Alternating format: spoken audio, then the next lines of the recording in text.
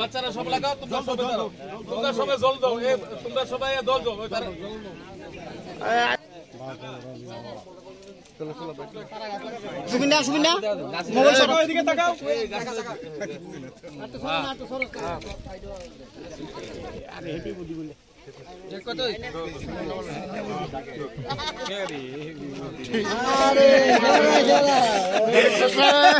দাদা দিয়ে একটু দিয়ে দাদা দেন, দাদা দেন, আরেকজনটা আপনি দেন।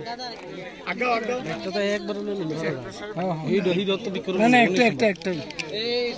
14 নম্বর ওয়ার্ডের উদ্যোগে বন উৎসব, যেটা আমরা বৃক্ষরোপণ অনুষ্ঠান বলি, সারা দেশের সঙ্গে সারা রাজ্যে পরিবেশকে সুন্দর রাখার ক্ষেত্রে, পরিবেশের ভারসাম্য রক্ষা করার ক্ষেত্রে আমাদের যশস্বী প্রধানমন্ত্রী নরেন্দ্র মোদীজি সারা ভারতবাসীর কাছে আবেদন রেখেছিলেন যে বৃক্ষরোপণ করার জন্য, এবং একটি বৃক্ষ উনি বলেছেন যে মার নামে রাখার জন্য, রোপণ করার জন্য।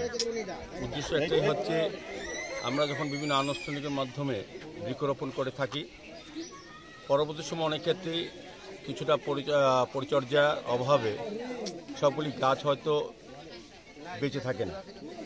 তো প্রধানমন্ত্রী অনুধাবন করেছেন, যদি আজকে যারা আমরা বৃক্ষরোপণ করেছি প্রত্যেকের মার নামে বৃক্ষটা আমরা যখন রোপণ করব, মাকে আমরা যেভাবে শ্রদ্ধা করি, ভালোবাসি, যত্ন করি, সেভাবে সেই গাছটাও আমরা কিন্তু যত্ন করব। যেদিন মা জীবিত আছেন, যেমন মাকে আমরা ভালোবাসি, মার কথা শুনি, মাকে দেখি, মার যত্ন নেই, মার প্রতি আমরা আন্তরিকভাবে সচেষ্ট থাকি সমস্ত বিষয় নিয়ে, সেরকম গাছটার বিষয়ে কিন্তু আমাদের এখানে উপলব্ধি থাকবে। এবং আমরা চাইবো যে গাছটা যাতে মার স্মৃতিকে বহন করে, যাদের মা নেই, বাবা নেই, তাদের নামে মার স্মৃতিটাও এই গাছটা বহন করে। সেই কারণে সারা দেশের সঙ্গে রাজ্যে, শহরেও এবং আগরতলা পৌর নিগমের প্রতিটি ওয়ার্ডে হচ্ছে। আজকে আগরতলা পৌর নিগমের 14 নম্বর ওয়ার্ডের মাননীয় কর্পোরেটর স্নিগ্ধা দাস দেব মহোদয়ের উদ্যোগে, উনি এই বিদ্যালয়ে, রঞ্জিতনগর বিদ্যালয়ে এসএমসি কমিটির চেয়ারম্যানও, আমাদের সমাজসেবী তাপস কুমার দেবও আছেন, এবং এই বিদ্যালয়ের প্রধান শিক্ষক সহ অন্যান্য শিক্ষক শিক্ষিকাগণ, স্টুডেন্টগণ, আমাদের সাফাই কর্মী বন্ধুরা প্রত্যেকে মিলে কিন্তু আজকের এই মহতী অনুষ্ঠানে অংশগ্রহণ করেছেন। এবং এলাকাবাসীগণকে আমি অনেক অনেক শুভেচ্ছা, ধন্যবাদ জানাই।